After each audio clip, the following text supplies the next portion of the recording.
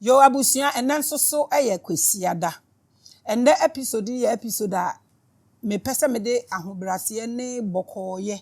Minya anka omo ho dwo no omo kasa omo di ubone kra no omo voice aye fia ni bi omo sunsuma bewura mi mu. Na anka me de aye sa episode we because episode we no I have to do it calmly, gently.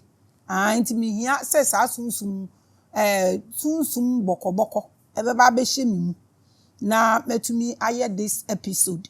Eya na ye nananom nkranfo. Omusi mo bia emmo ntwene. Mo bia enye dede for some time. Nti omo kasa na ebinum se asase ni newiase nso ye nyame dea. Ti omo de omo beye omo asore no mbo bo ntwene no omo pese omo twifa saade ne so. Na ye nananom nkranfo no mo omo ani ye den e che omo moma so. Na omo ye se omo chichi binum. Chomo yes afom chichi binum no e na fe di omo ba afom na saade no aye established e wo ho saade na ye nananom nkranfo ye no e ya na omo pa kire sen e wo sunsum sunsanso bi e ye bibi e wo ho a religiously no religion no nso e practice ana se ye nananom nkranfo no se be ye na ye abosomsem e na omo pese omo di. And then mama yen delve into spirituality na spirituality na ye delve into no se eye wo se bibi wo honom a yen nim dada ana eni ho ana empo no yen practice ni in a grand style na eye wo se ye bibi na aba na ye din ahodo enti ba ko na me de ye example ma yen eye ye nananom nkranfo omusumo obi ensi ntwene so mo obi enye dede obi enye kom for some time ana for some days eya na ye den na omo practice ade omo practice no ye bosom bronsam ana eye science na omo practice ana eye spirituality na spirituality e fa yen new age spirituality ho ben na fa religion ho ben. And the topic na ye discussing ye amygdala of meditation.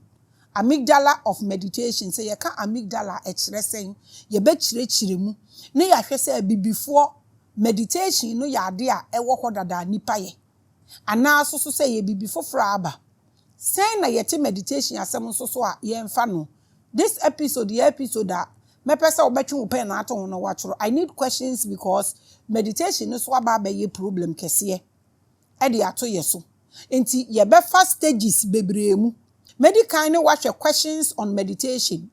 Because nkrofo won sem bebre mpesa wo bisa me vital question about meditation. Ye started show no me hu say ye hia say ye be ye align with eniam be drive ye. Nti ye started ye pen na me set up meditation e de ma ye.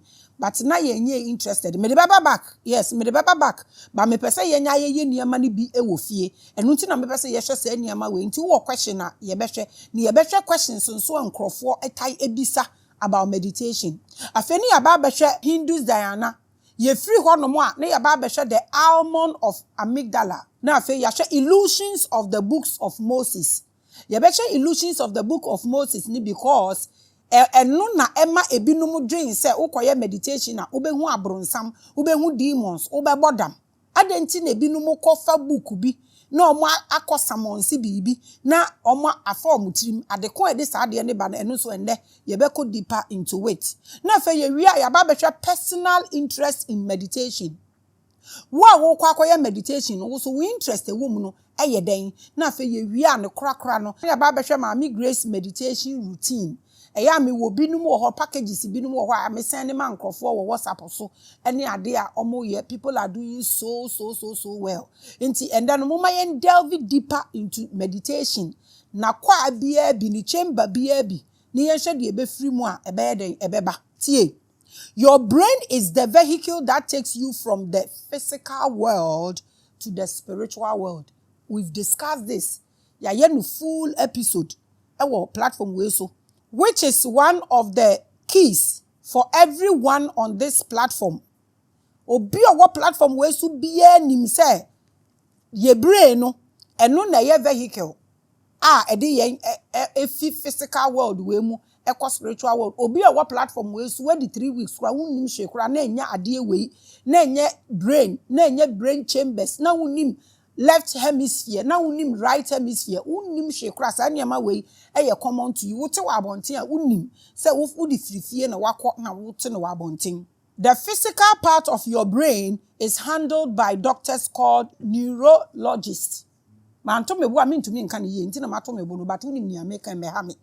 how do you ensure that the mystical part of the brain in charge of having the right vibrations and frequencies are in check?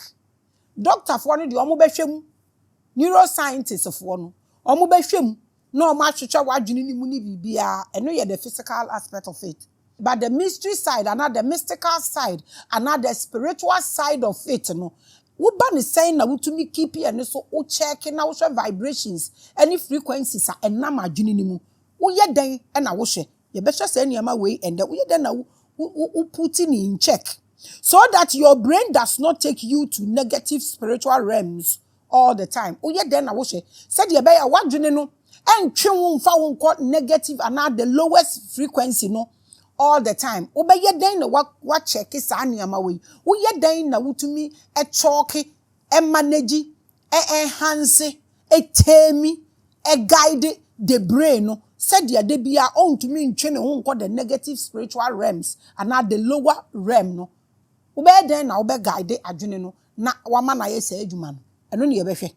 Obi bisa say all the realms no so eno so a negative one woman na yes bibia wo de wani hu bia no e wo ho menua negative realms or positive realms e wo ho no just like bibia wo hu wa ha bia sa na e wo ba bi nti so obi catch us on the wo call realm and in the realms of the spirit no nya abotre na bi se nipa na so opa no realm ben ma all ma evidences so that if you want to go then you go, if you don't want to go then you know.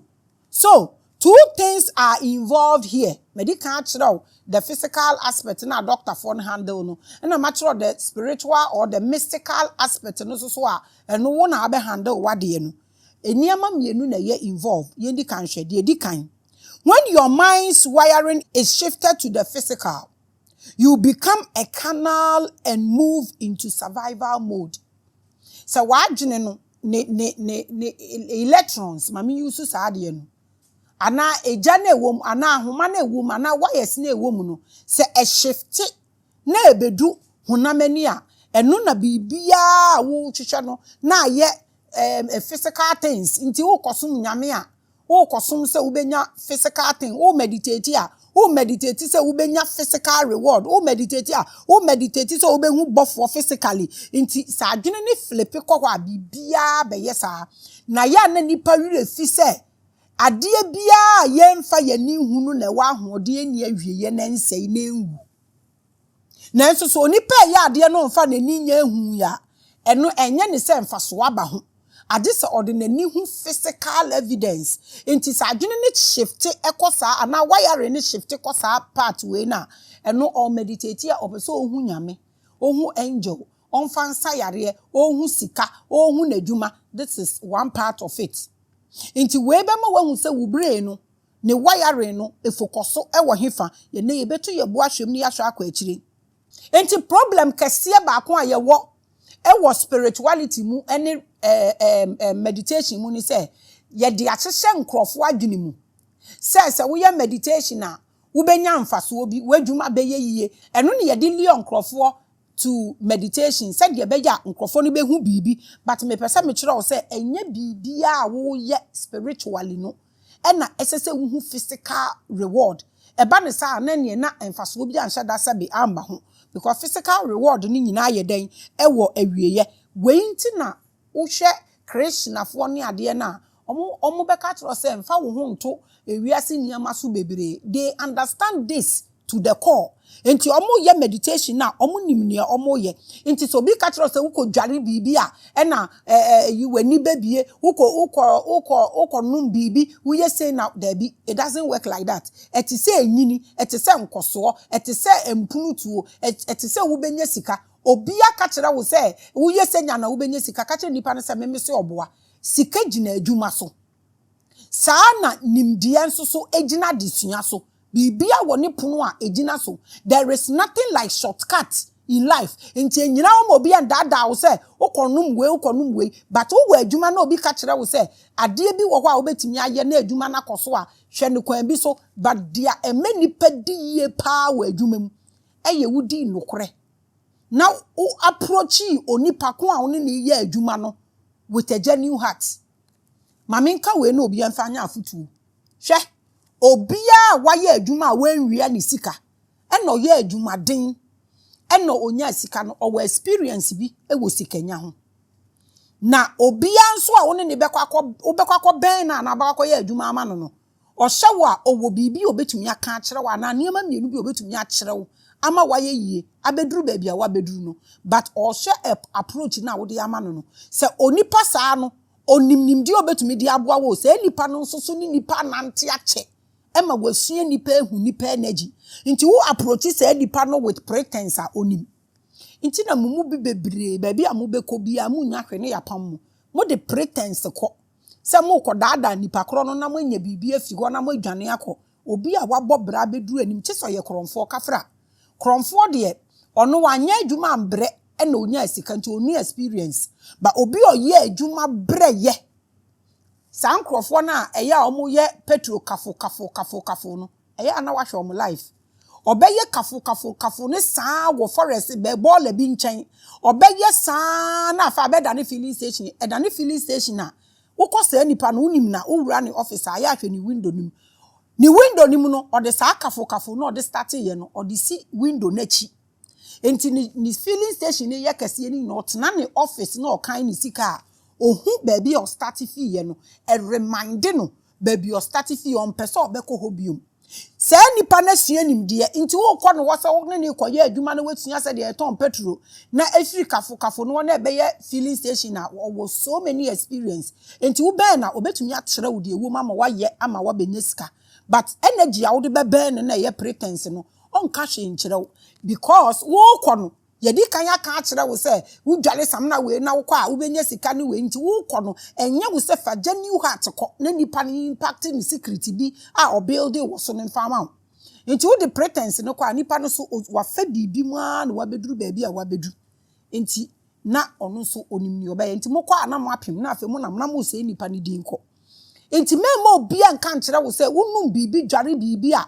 opinion gland bebie wo se bebie wo behu se it's a lie because it is a growth a go through process ade bi onipa wo beye a wan go through process na wunya aye no wo ye di nya ade kro no pontumi hwese ye be firi wonsa ade betena wo nchen won kwanda nyina no eno na go through process ansa na be ye kese enti enne episode mpese wutie ni ye memo obi an dadao say there is soap there is this udware ya na wunya sika na obi di nadwuma achew it's a lie there's nothing like that a genuine heart any osompa ne nukuredie eno na mani penyesi eyesikani mechire mu dakoro na mefa episode nso dakoro na me ne wo aye mom aya moma me mbo me madwuma ho dawuro kakra na spirituality ne de me de ntumi nye sika da wo ba me wa adwuma me mbo ho dawuro ana one me oba be business with me enti nukuredie adwumadene ahobrase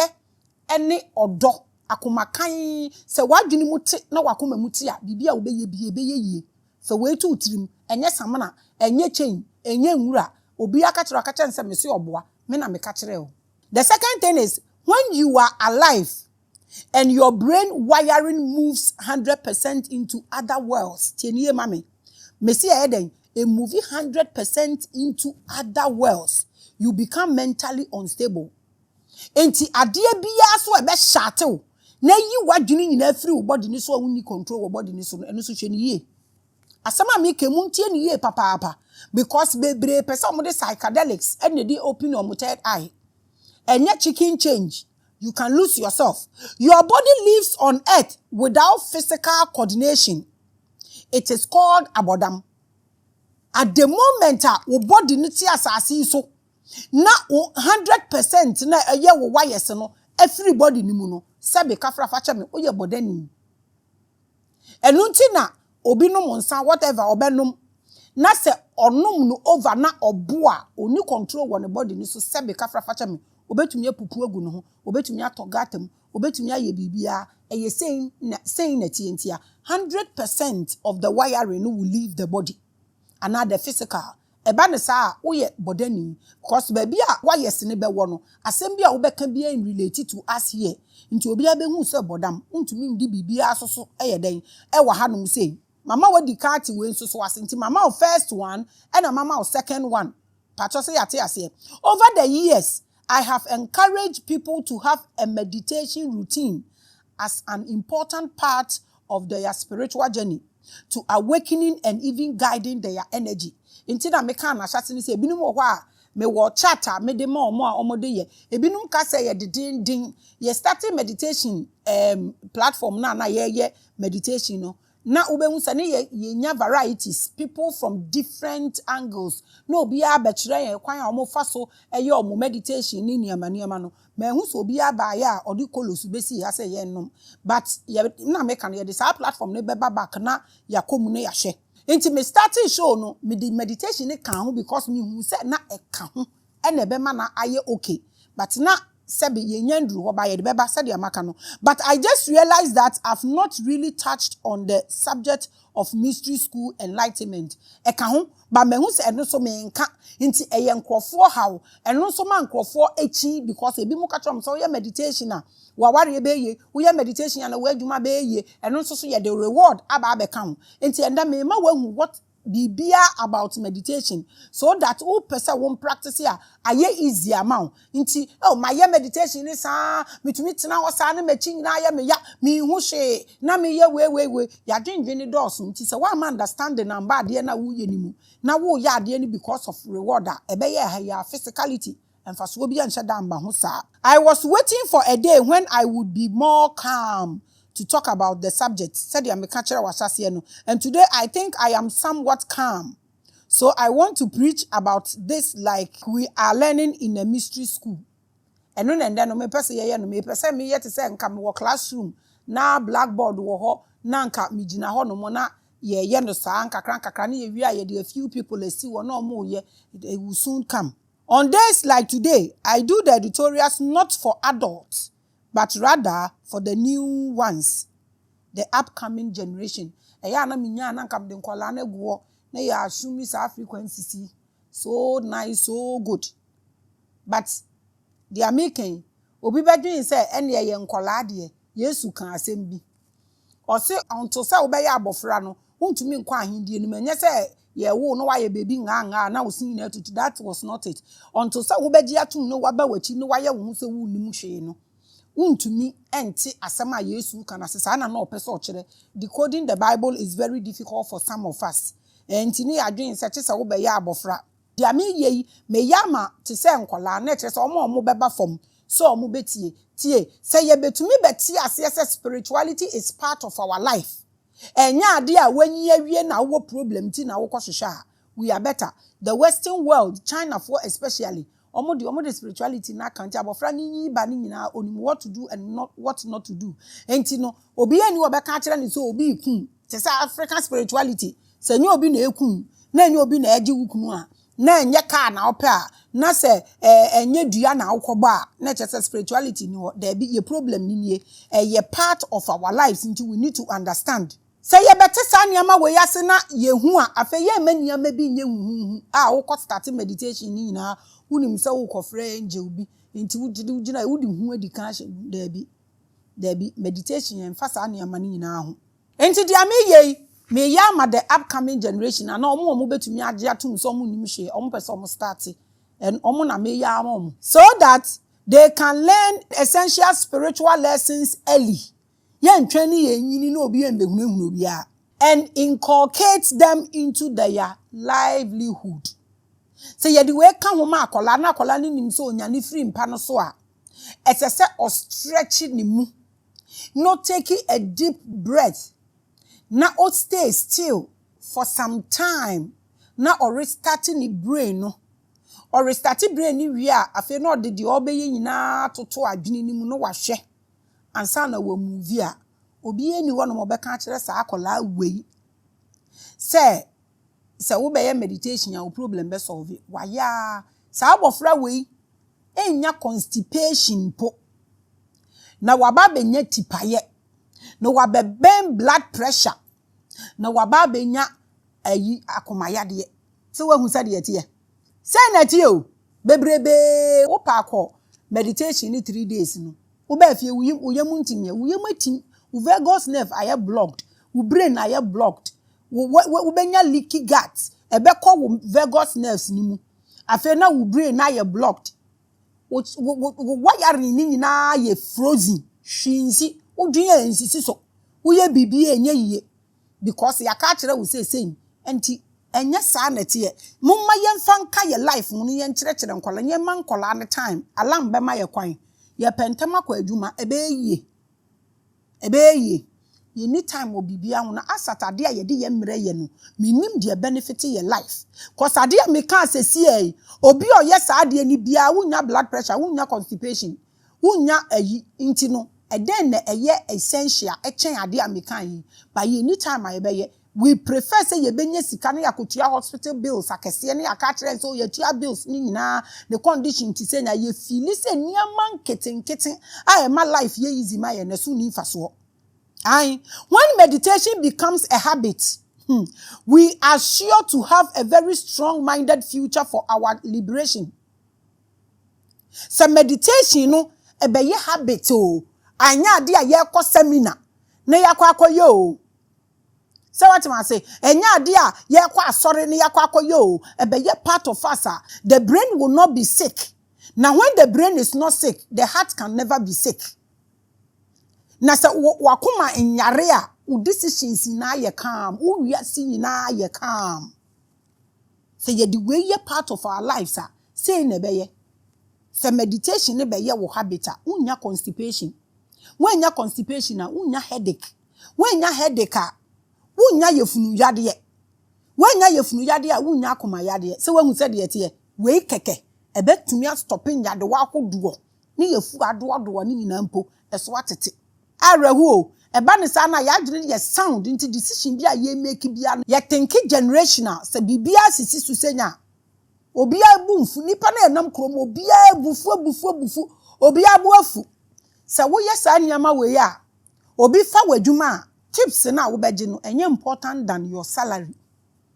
Me say me new office ni ye kono ye betura boho no gift is accepted. Obie ni wo beje 1 cedi. E wo bi wo. Omo jeje sa gift ni wi a na fa omo hwe wanim. Wo besen ko na omo ko na wo a wo tesoro wo na wo ndwen obi aho no. Na wo mom wunya problem.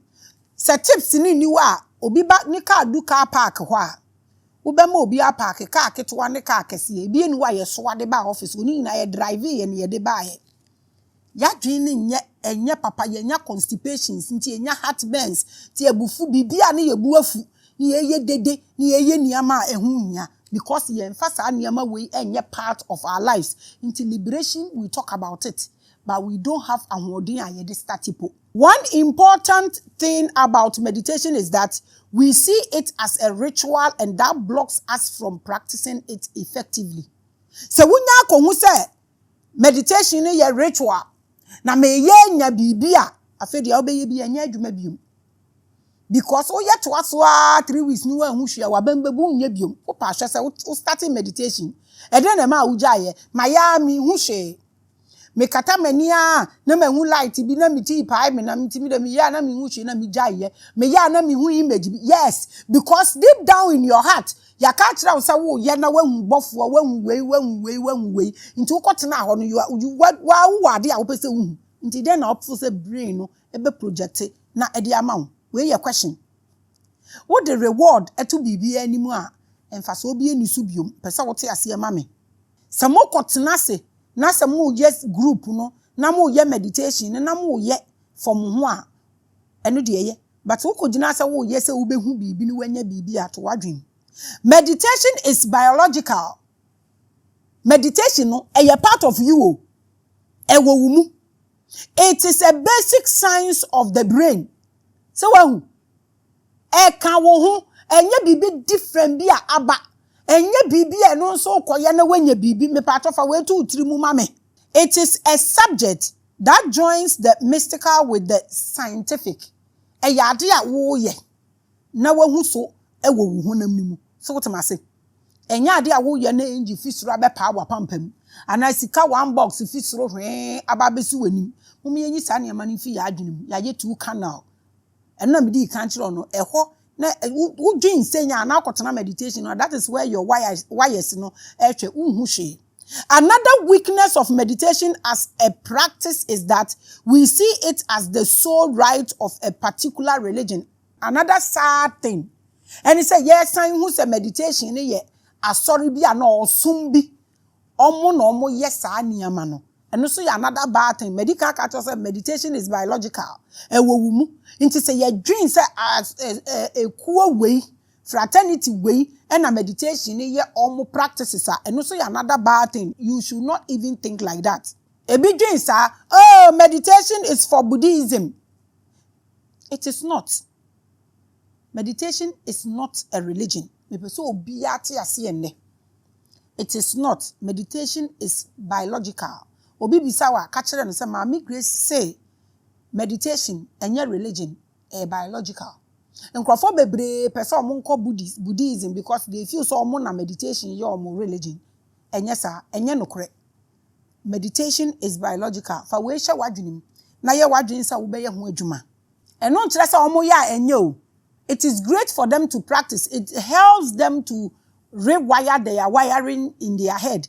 No to baby amekanti no omo kasa nyina se bia sesi na Christian asom na sesa minim omo de omo nya nipa nko omo fumade omo nya ni brefo because they understand this thing no o man ni brain ni nyina embe ye canal dabi obehu so be limited and all money brain nyina so nkoye spiritual nti onko num niama ansa na waye se be na akofa no tirim. They understand this thing nti omo ya eye me wahu me prepare wo grounds no na afa mama so asi grounds no so no watumi ya root deeper me nka se grow deeper me si root deeper o root deeper na wo study asoro kakra mpo akatapila kro ntumi ntu ti me prepare grounds na ma no we root deeper but also what masiye.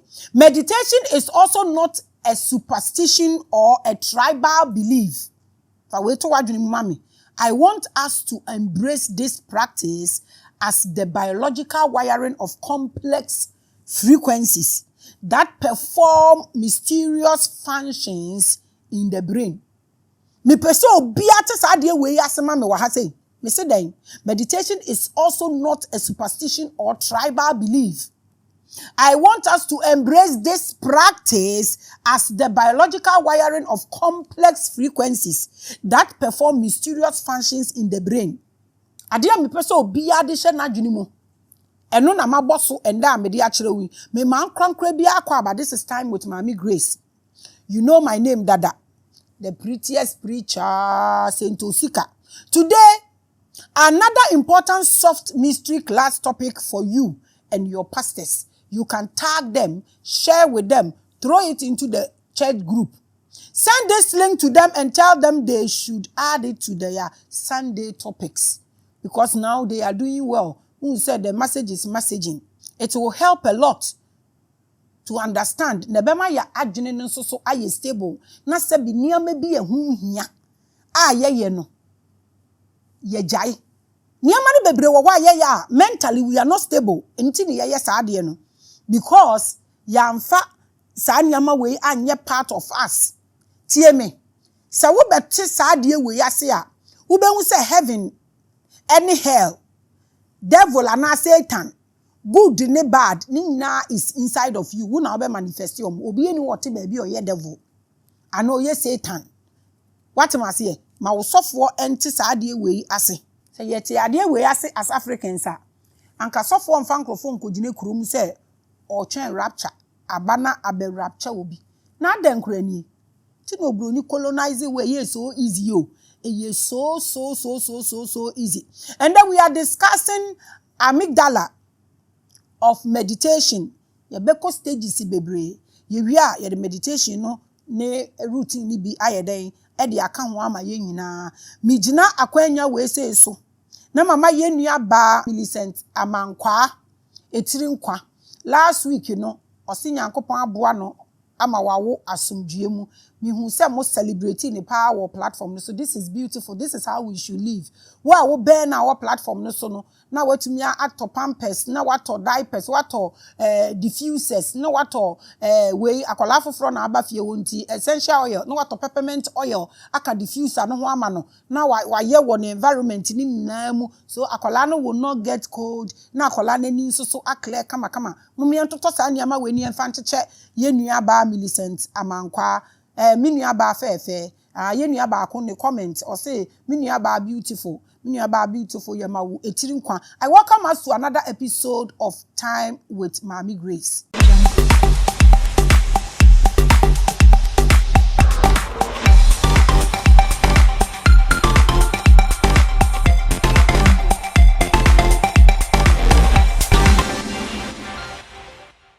Abusia nanso so ye kwesi ada biomi mankrankra bia chi mankrankra bia akwaba at the back time with Maame Grace jumedie kase yi so am ye onua ba fefe Maame Grace me ho akono chenchenam ani o me ho akono chenchenam on this platform. Call me the prettiest preacher kasongo wana we call me saint osika me nkwa na me wu ye nso so me ye saint the fashion goddess. Today is a great day. We are going to have a very beautiful conversation. Me bisamo. So me fa meduma so to me business and yet spirituality nyewe. Me fa mama na mumbe business with me ana. And then we are discussing AMYGDALA of meditation. Matre mu stages a ye be compese obi etie ne na wo start say wo ye wo fie ne yenhwe ye be free maba. As a living soul, so wo ye nkwa wote asi. When you suffer from headaches, you get some medicine to heal it. When you get tummy aches, you get the right medicine. So wo baby ya wa se tutu kura. Wo pedro de ye sebi o. So wo kwa match kura na wo ba na wa de ni tutu a wo hwehwe blog na de ato so na meboa. Nti bibi ebe ye obi a wo pe bibi na de asa ho yade. When you have any kind of illness, you treat it with the appropriate medicine. Se wo besa se wo betua. Se wo beti taami ewu, brani etu ata. Ni nyina wo behwehwe na wo de asan ho yade. But what happens when your brain wiring is not in alignment with your nerves? What do you do about this? Ana ye de bia ye ntwene nsai kra kwata ansana. Me tu kwaya me test bebre wo me body ni mu. Honestly, me pepper, I just want to know my status because me you know. Unya pa 50, pa 55, wo na wo be decline nti sabi. So oni nyansa de bia na wo check wo ho, wo hwe wo ho ye owo de anya hwe, but nobody want to die a burden on anybody. So wo nti na wo check wo nti me de me test papa. E yade a manage ho na ma hwe de a meye wo ho because me ka de bia se me pese me yare da ho na obi a be hwe me. Me pese me wu hwe eno manage ho. Inti mi bisa wo se bibia wo twen ma ne ye wo wie ansa wa kohwehwe anu aduru eye correct ana nanso so ade no kura ye wo physically wie no kohwehwe anu aduru na de wo mfa wani hu no so eno so de na because eno na be trigger the physical one ansa wa start ya wu dwane inti se no align ya say na wo be ye no wo ye de na wu in fact wo body ni kura wo te ne language in fact se nurse no start say e catch say I'm not in alignment. Are you able to detect this? What happens when your non-physical part of your brain is sick? How do you know? How do you know? And how do you even treat it? Pacho, uye den na wuhu. Because enya ho na mani. Na ye nyina ya ho odini na nti pacho de asade amakensi wuso a. Uye den na wuhu. Bitterness, pain, anger, fear, sickness, depression, and a lot of our negative experiences are a result of fractured frequencies in the mystical mind. And so yenke, me katro blame what you say. Constipation po. Se wo lusu se niyama ya na constipation kura wo benya bi. Nti wo sha wo lusu bi anasa wa ye den. So looking at us as Africans and our behaviors and everything we are going through from childhood, relationship mu, marriage mu, issues aye komuni nyina no wo sha eye bibi na ye enye known to us ye ni attention ye ni hu knowledge de ma no e na ere yen ana bibi enye yen ye bufu too much aye e de ntia We take children through terrible experiences. And when they grow, they keep negative emotions as habits that go on to traumatize the rest of their lives. And mema bebre ni ma bebre, omu ntumi ni omo yere no mo ntena, omo mbaba treatment. Deep down, so you be able to misha wo yere ani so ebowura na komemu ana hwe wukunu ani so bowura na komemu, you could see say pain and abrabo bi ane niam bi ode mo fa mu wo fie ho no enye saa note but ye dia okọ mu ne mofra bremu no ye suban bebre eye dia ye komu ye mofra bremu no na edidi aba ye so ebi kure ni gidie ba akose woni omumu because of the omu komu ebi abedane narcissist ni de keke kan ni nyina because of treatment a omu komu nti wo ba na woni ni tifie won eden na odi abofra ni komu ujaya ware oni papa no wabufuo na ade aba abofra no so se ya nhwe se niama we nyina sebe ye be nante krom ye shatade so ye nyina ya bobo adam mfa nche me ma me chiro bibi pain wo ho. Pain dwells in the blood. Tie. Pain, it dwells in the blood and dwells in your consciousness. Tie. Pa chopa. Se wo ya abofra na se wo fenti ana wo unconscious for 5 days it stays in your head. Asem we da ko mefa no so na maka. Se maka cham se ye be ye brain chambers. Ade bia be ye wo bia firi mofra bremu bia de ba ne bia ni stays in your head or in your brain. Pese wote ase we will treat that one day me pese me episode we be 10. Enti eden na odi abofra na ono neti ni kom because of that one thing that happened between you and papa no he didn't ask to be born no. Ye di nkrofo kom enti wahu ebufuo na ewo ye mu no ne ye de agurumu ye mba no na omo so inherit enti ade enye kora na ye se eya ade papa. For centuries sages, gurus and monks sat in silence. They prayed, they fasted, they turned inward. Me say that they sat still, they prayed, they fasted, and they turned inward. Wo again even fasting kwa me taking as a topic na me treat ya wan hwa utifia ubesu the way you understand fasting. Jare bie ni wiase a fasting to mean sa. Jare biare ni wiase a fasting to mean sa. Me odi osa wo hwe me a try ade we hwe. Jare ko ya diagnose especially say ya diagnosis of fatty liver. Odi opa start fasting. Opa start fasting 28 hours. 48 hours, 72 hours. Odi try we na ye na hwe. Na ma hu 8 hours windows na fedidi. Wo sori a ukoda udidi 6 o'clock na ukoda ade eche a men didi a ebo 12 na wadidi baako na wa ma ho 8 hours na wadidi baako na wada na aduane na wudi ma enye high protein na twa aduane so na hwe wo be hu fasting hu mfaso yare bie nu atiasefo asase so fasting ense ye mpese e beji atum say fasting is for the body mama me take fasting as a topic one day for our health yes a video no e be ye ten into no these people prayed. Ena omu fast ye what am I say but omu de call omumu because say omu bibia ye okay physically bibia ni want to mean faso because what the spirit conceives give birth to the physical it is say inside the one no nya me na me ka me kire bibia ni wani mu kura ntumi nya fe fa filter ne to so ba wote wa won say onipa te wo na adwen bi etumi show wananim ana wonim. This is what these people did.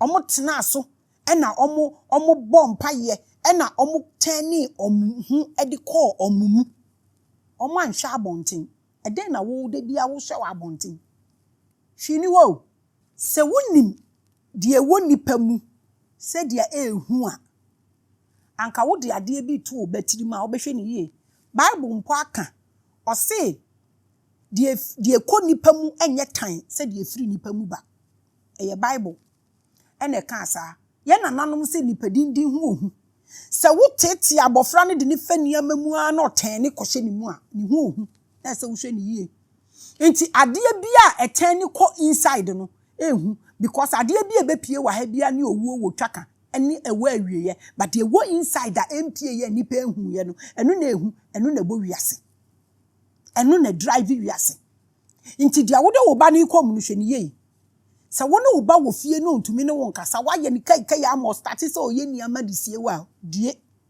dia wo kom no emfa ntete wo ba onsoma. Many dismissed these practices as fantasies or escape rituals. Kwakofo no.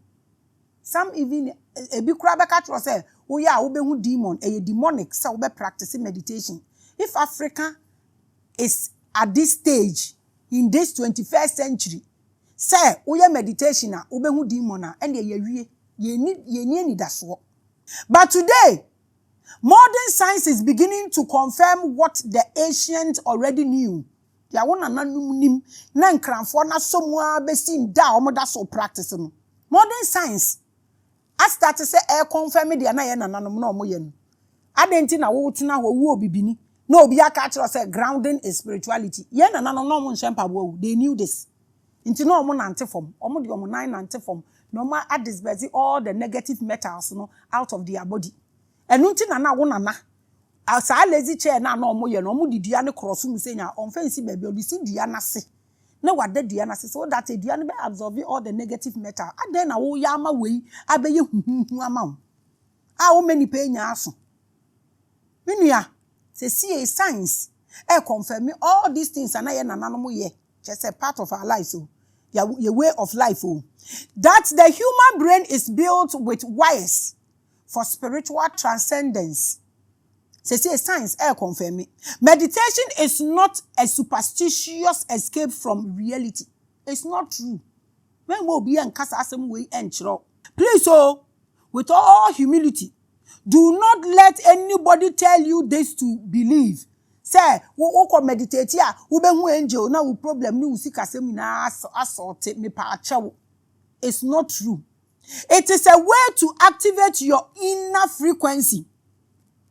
Inner frequency wiring. That is the reason you will meditate. Because our wiring is a yakpa.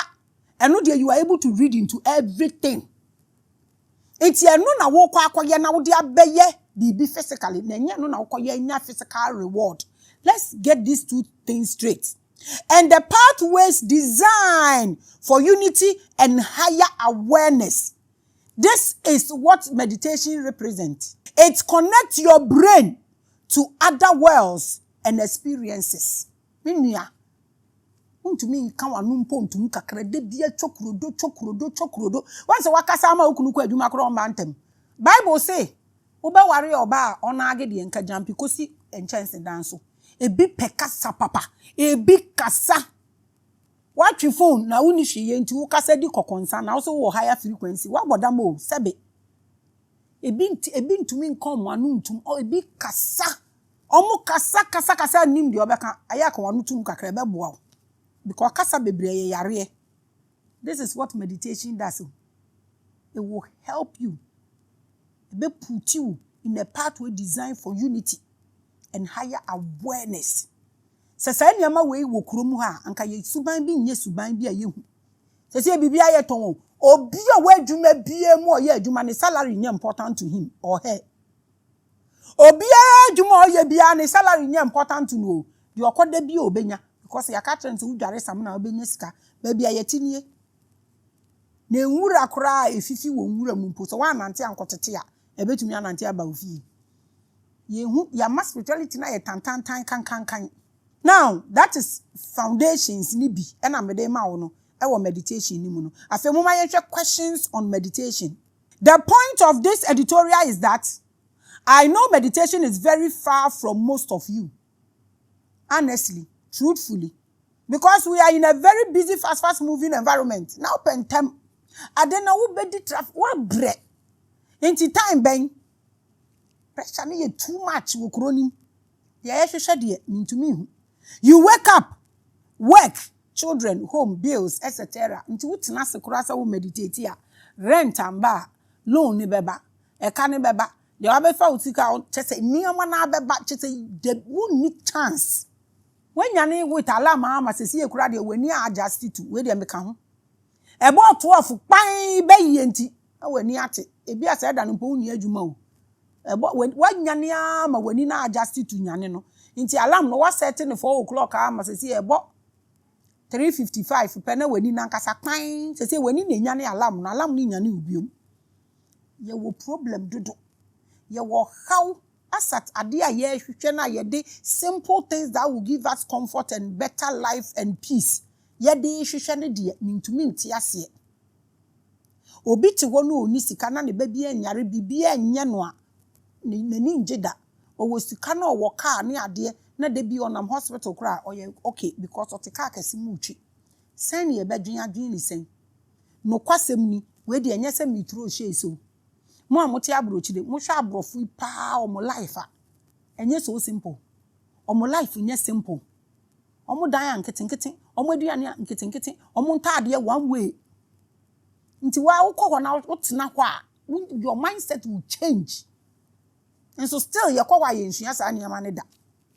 abrochire wo kra ye etwi wa wo hwe weda na wo hwe niam mo sha baby son sentinti ntare bebrebe na omo pam ni shoes high heel ye bi no mo hwe omo de nam ye hu adwuma omo ye omo wa hu how many na hu omo so omo hwe wo enye sneakers any long boot omo so omo ye business wo ho omo bibia ye simple ukọ ne dem a na konwa kakra ni we kakra simple eyen ye wo upper hall lower hall upper kitchen lower kitchen eyen ene ye wo se eniam na ka nya boni o but ye wo se eniam ni nyina no how do we put ourselves together mama ya adverting how do you put yourself together abusia open luxurious modern ultra modern luxurious houses at all contact me say Ushe mi profile no so a mi wo company G Park group of companies. E wo ho dada kejeblema. And then na me gba advert. E dan bia wo part on pacho. Me say the ultra modern houses, luxurious houses from 5 bedrooms, 3 bedrooms. The list e wom 3 bedrooms. A pool wom ni bibia wo pe bia to a. Wo de offer office ho a men ko discuss business. No fresh 024486 na waka say wo pe business.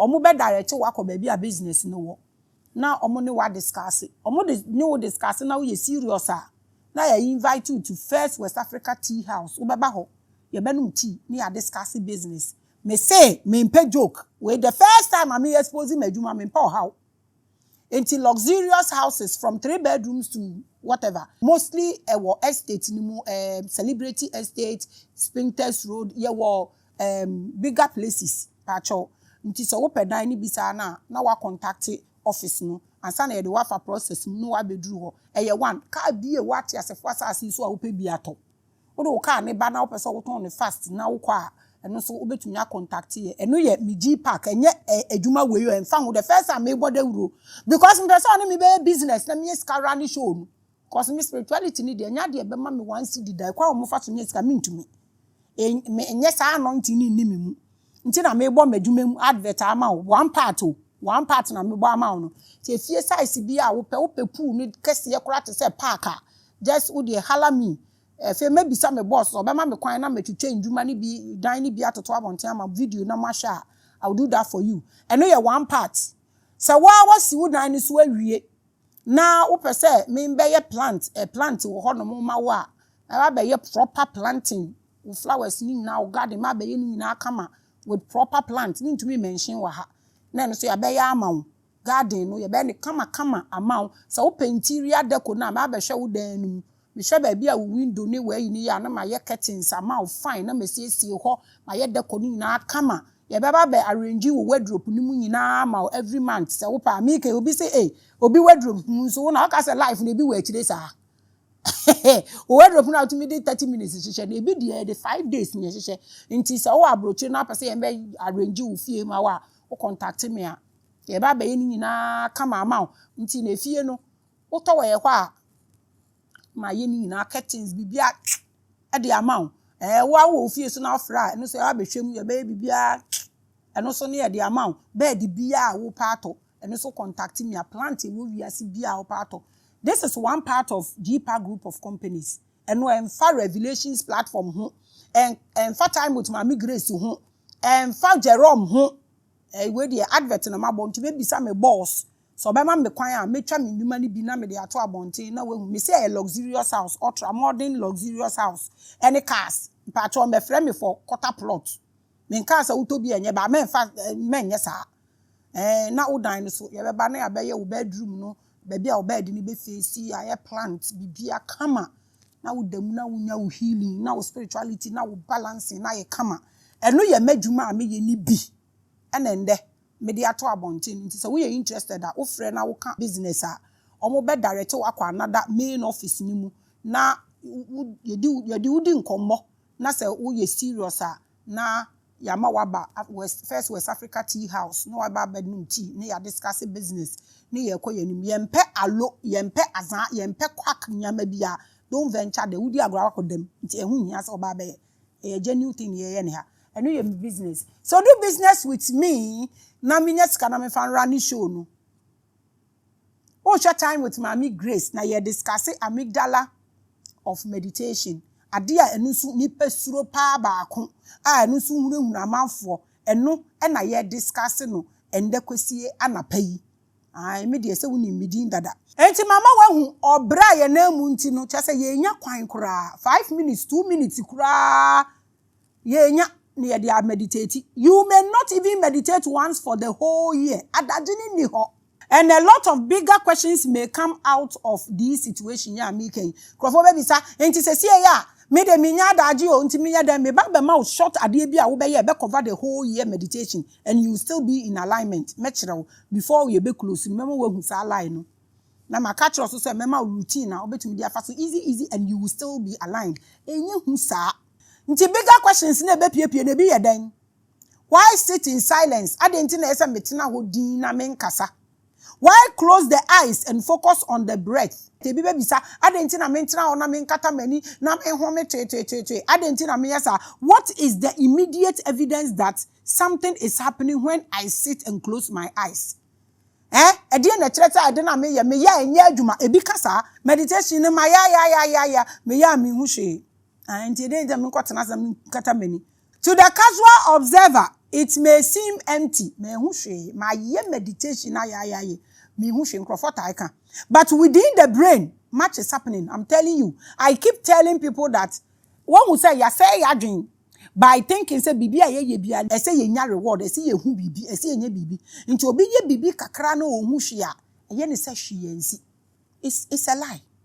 When you keep quiet now ka otena se now kata wani for 5 minutes a when hu hwe ntre say hwe yansi nyama bebre esi a wonim ho hwe nti enjoy da say wo ye meditation no hwe nsi ye bebre nyama bebre ekoso frequencies are turned on me say wo ye kom na ebeboa blood flow shifts say wo ye kom sa na wo feel say hwe nsi ye bibiesi cause meditation no ade a eye adwuma from within na wo de ache wadwum say wo ye no wahu angel nti wo hu hwe no so hu hwe. Dormant systems of vibration are awakened. So we are na. It should not be everything that must be felt in the physical senses. Adia ahabi before pen ye bibi omu ye bia they need reward. They need to see something. We should stop depending on reward for everything ayeye. Inti obi besraw or be prapra wo fie no okokora e se o mani bibi. Wa o maame kora besraw e se o mani bibi. Obroni onya na de sa. Ye nin say ye be ya ade mpa ma obi genuinely na ya twen na nipa ni firi ni pem appreciate yen ye be nipa with a lot of pretense ye kwa kohwim bibi afiri no eno so ka ne yentimi nko ye nim yentumi ye ye ni nipa nante with a genuine heart. If you say life is about smartness, you will fall off. People want the results reflected in their looks, taste, or feelings instantly. That is a lie. It doesn't work like that. It is not everything we do that gives physical reward. Now, dear, physical reward in body you are say, enti say wo ya meditation na no so ye wo say wo hu bofo say wo ye say na nya ade ewu mu a ene na ewu o eno so ade anka biological for you no eno so what than the religion we are finished. Scientists studying Buddhist monks and Catholic nuns discovered that meditation activates specific regions in the brain. Medical actual brain chambers we betimi aka brain regions into no scientists no who say monks no any Roman nuns no omo ye meditation na omo adwene ni baabi potin no ehon eso ana ebie They used advanced technologies to see that during meditation, areas behind the forehead shows increased activity. While areas that connect us to time and space quiet down. This is science. So scientists normal yes our research you was monks and nuns mu and who say ye meditation na menjin di say monk bi atena wa or ye meditation or twen say obehu angel ana obehu na adwuma mu ana obi di ni sika bebre no menjin di say they will do that ko omumu because ko omumu nti the evidences happens within them nti machines na betimi detect say bibi ikoso nti wo ya meditation na dia ye dia to wadwene mu yi to nchen na get within you a lot will happen you have no idea about. The result is a feeling of unity and complete alignment. How do you want to see feelings with your eyes? An alignment. How? And recognizing that we are part of something larger than the ego or self. When you get into meditation, this is it. Because when say the Bible can the ti umuno eso chen de wo wiase. Na say the ti umuno eso chen de wo wiase say wo ye Kristoni. Na wo focus ni na wo wiase na wo get into the ti umuna. And ye say why ye ketewa bi. Ana wo dwen say. Anya sa na Bible ka kire wo. O say the ti umuno so chen de wo wiase na adwuma wo ye wo wiase na wo ye wiase adwuma wie. Na wo gya wo mu a wo nkọ ho once a week mpo a. And ye na wo ye limited. For this purpose, we can say that meditation is not imagination, but it actually is a measurable spiritual phenomenon. When it comes to someone. Enti enya idea ubeye wadwene say wo kwa akoye ni 2 days wo baby and it ends there. Dabi.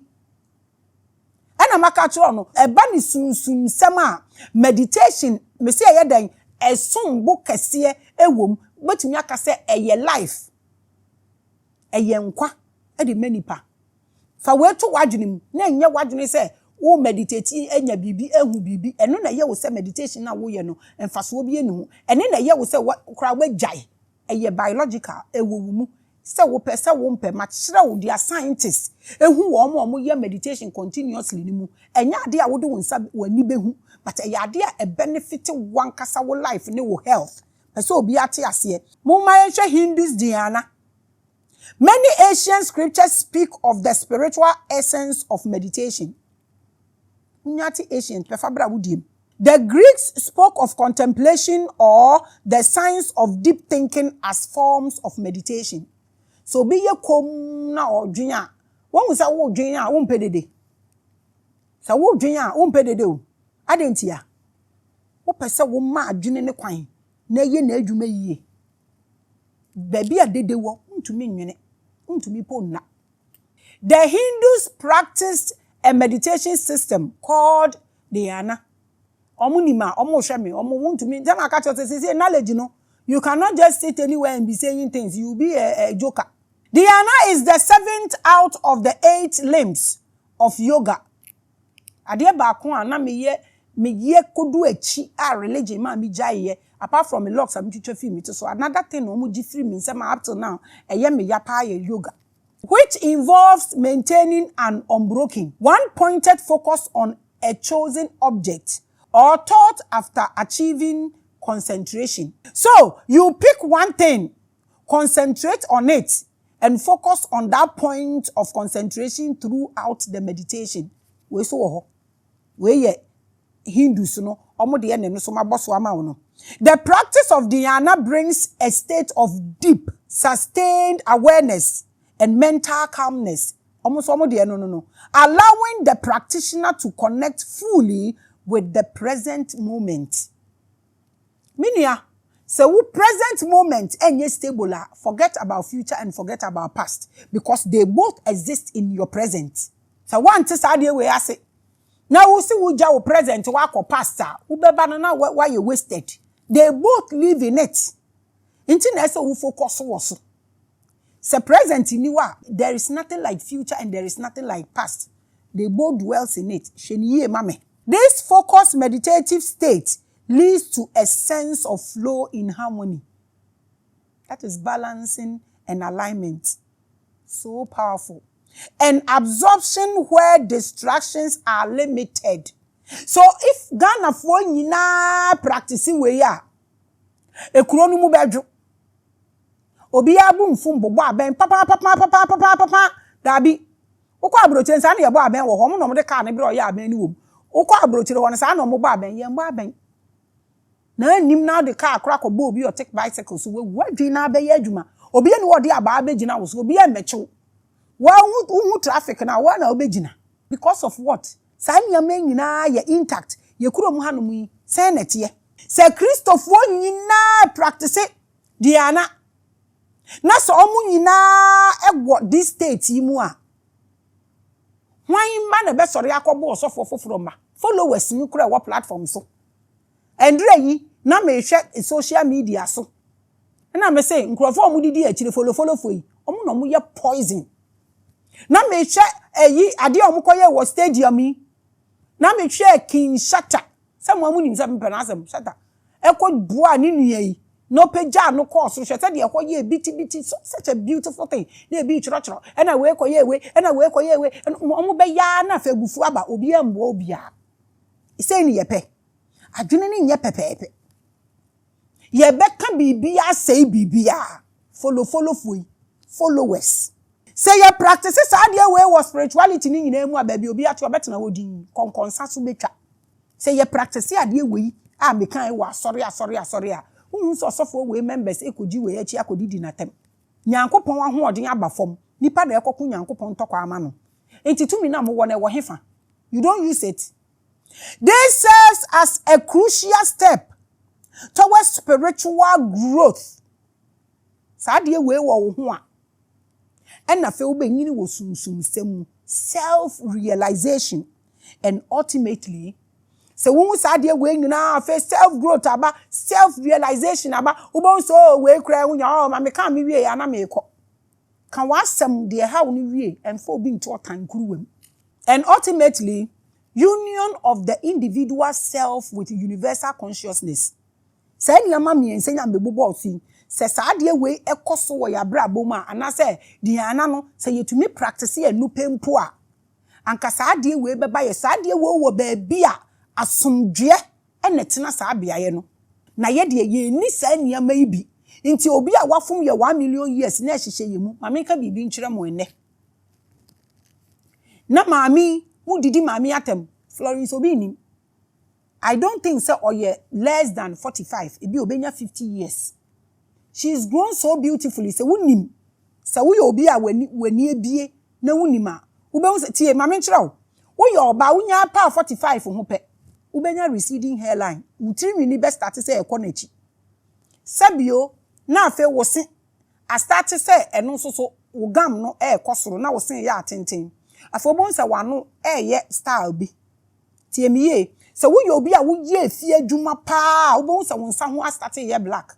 Na ntin bi ba won sa ho ne wona ho na afi wo kon ho a start say twentwem na wani achi leather no ebu atoso eye growth nti so obi nyi du sa level no na otumi hwe ne mid section a nti normally so obi nyi na oduru wa sa time no obekwa akoye artificial hair line na nanim na etutu aguro so woni sika na wakwa akoye veneers egu nanum na ne sen ne gam na nja no ho na nano ambeye ayi na afi omo ye omo kon ho ne ade omo wo sika na omo nsa ho ne ade omo timi ye na afi wo ye danya wo twu mu tan na wo ye oba na wo nya 51 na wo kwa na afi wo met wo ye funu no so aye den ye kese ti se wo ye obi a wo tumi hwe wo hu ye pa na wo ye funu be se media bi a wo apps nyina aye den wo ho nti wo nya hu so obi nyi na okosa stage na ye nsiri nipa no we ye nkura sesem kura first class obi a maami we ni age a wanya me gidi sa wa wo bebre so a wo di tolerate chain obi a sebe kafra ono wan wo bebrebe na maami we nam ho hye de ote na wo didi natam na wakoye sei na waye sei na ye di echire se suban we nyina ye meditation na ye nkomu no constipation amanfo anya headaches omunya then na a blocking wires no na wires ni na ye stuck wa ha nti niam a ye keka ni nyina hu hia ne ye yere ye ho ye go obi ani ase for views. That woman is grown beautiful because minim se wunyi a like I've passed those ages nti minim nti wo hwe na wanyi beautifully hwe se de wo onam one ne ho den mudi maame we asi we didi natam esere no hwe ye nko yanim o ebe ye din ama ye nse ye beko yanim mo me yemfa sa niam a we ntu ye tirim ne ye nsusu mbra fom ne ye nsua de ne ye mu ade na beboa yen. Across Africa tiemiye silence and rhythm were used to enter higher states. This is something that is part of us, medical, biological. In Gadangwe traditions, the practice of no noise and no drumming before the Homowo festival enables calmness and concentration of the mind. It doesn't end there. When they are doing this thing, it doesn't end there. But this tradition is not only to the biology of humans. Adia meka ye omu practices adia na enye nipa pe, but essential for plants and vegetations as well. Etimahu the way ye nananom mpo omu practice omu meditation. They add plants to weight because omu nim se enduaba eni hahan eni nipa nenam. Inti omu meditation hwe se dia na omu practice no. Wo ya African, wo feel say meditation ye religion. Eye ekuo eye ritual. Enye biology. Eye nimguase kese de mayen. So it is not Obroni that brought you meditation. This is it. The silence tradition provides the right frequencies for plants, especially corn, to grow before the harvest season for the festival. This is your ancestor. Or setting up such a system. Would you know how to find yashe? A demonic, obi meditate here, a demonic. And so Bible say meditate on the word day and night. Or see enjoy. And someone also say obi meditate here, a demonic. How do we actually understand you people? I had to say mu you. I rehupi. When they say stop drumming, stop doing that noise. Baseless argument. By this, nature aligns with the self and then the universe. This is what your ancestor was doing. Anyone who stays in Accra, by simply observing this no noise ritual every year, you are guaranteed a period of meditation and spiritual alignment for 1 year. Try it and see. The other day now me say rituals na monkoye no wa akwesi de no na nkrofo bisa questions. Our ancestor omunim say eduru akwesi de a ensuo ni epu baby ehia no there's a portal there. And na baby ensuo ni asase so hia there's a portal there. Akwesi de no sa 2 portals ni ebie ema energy sa ne ho odin a edo oman no na dokuro ni ba. Nti na omu celebrate akwesi de sa time no. That is why I made this ritual no kose that day no. Understanding na yeni eno na ema ye bre papa. Enti se what to me observe ade we with them a enti nko munya ba na ye penanka ye nyina ye de ye ho ahyem na nka wonni meditation po that portal na bie that time no it covers all of us because aduane ba ye nyina na ye bedi by the end ye asomodin ye se ye bebɔ ntwene no de omo pa bi omo nye na ye nyankopɔn na sase ene ye teso na nyankopɔn ena nadwuma ne ye ne mpa ye ne ye bɔ we nyansa wom. If you understand this what I just said, now align it with it. You do your meditation for 1 year because at that time no nipa dodo ni nyina frequency akoshem ntitumi abem ebebie portal biara ewo wadwene mu na wa align it. Ede na yedi we ye hu ni say ye mbronsamsam ye ne omo beko de omo beka bia ye ntie ye mbuo bia ye bedidi obi atem ye ti kromu aye pese kromu ha ye yi enye yi da da bia ye betu kwa akohwe adwuma aye saa ne ye pe cause ye nye ya dwene se ye besesan ya dwene wo niema bebrebe ho we nti na ganfo no beka kiro say ye kom mu ankasa mpo mu amukọ asori a mu be ya ade a mu se obi enye kom no organize so fe mu nti dia mu ye biara ase mu nye kom da mu wi a mu se ye dede so ma awurade ye dede na dede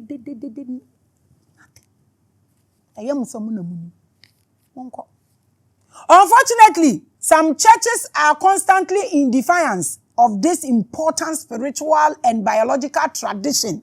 Hey! Omusi omompnio, ombabonchini, me say mo yade say mo chi omo sa. They don't understand nothing. Lack of knowledge, my people perish indeed. It's in your Bible. Omusi omunye ene ntinka wenu komunya ye penanka churches nyina mo amompe meditation and kada mudu mo ho ahyem na mo cover aboam. I am not a scientist, so it is not coming from me. These are reviews of brain scans by professional doctors that shows that all these practices affect the same biological systems. Wait to me find out said they make me boa. Find out. Whether through stillness or movement, the brain can be guided into the important spiritual transcendence. When you are there, you lack ye mpese ye be ye kwa chese brain ni de mfe ye ho. Ade ye betumi absorb to us ehun hia say ye ho nda so. Ye betumi akontokwa. Na ye dwin school fees ni rent ho. We ni ye te ho ayeye. De bia me ka se Nyankopon obetumi a munyankopon na nko yin ohia mfi ho. Because only ohia ni kura ye ade a ye difficult. E difficult. When ama ye di hia no.